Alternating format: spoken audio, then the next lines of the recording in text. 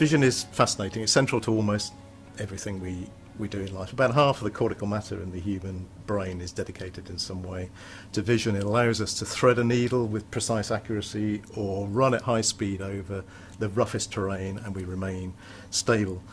We use it to inform, we use it to educate, and of course we use it to interact with our environment. Yet there is so much about the vision system in animals and in humans that we don't fully understand. So the challenge in building engineered solutions to replicate the human visual system or even simpler animal vision systems is enormously challenging. And that's the purpose of what we do in VI Lab.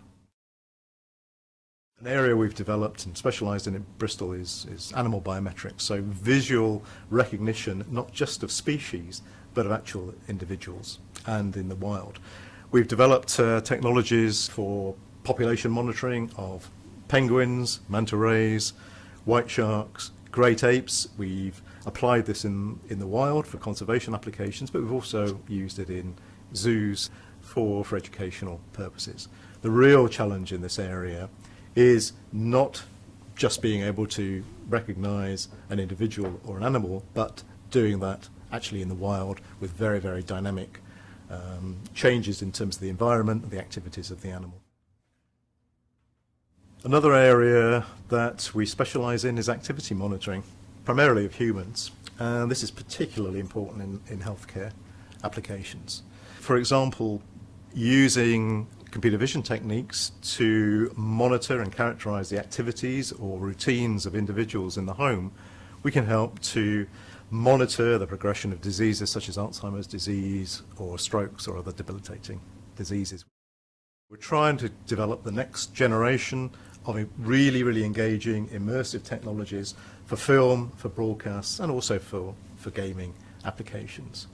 The work that we've been doing recently at Bristol has enabled us to characterize the influence of video parameters such as dynamic range, such as spatial resolution, temporal resolution, screen size, and other video parameters to optimize those according to the video content. So we can create immersive experiences without having excessive bit rates on the video.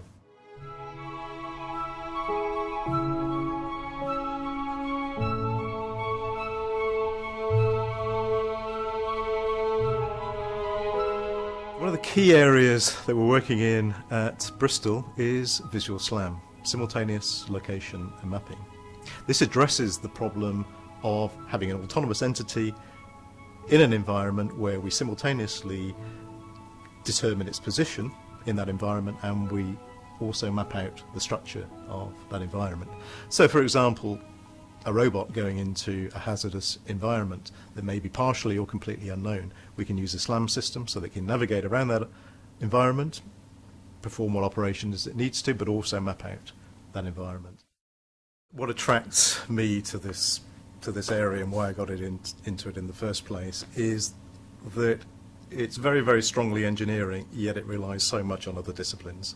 And we're very, very fortunate at Bristol that we have an institution called Bristol Vision Institute, and that brings together biologists, psychologists, creative artists, medics, history of art, as well as engineers, computer scientists and mathematicians, and that's a fantastic operation to work in.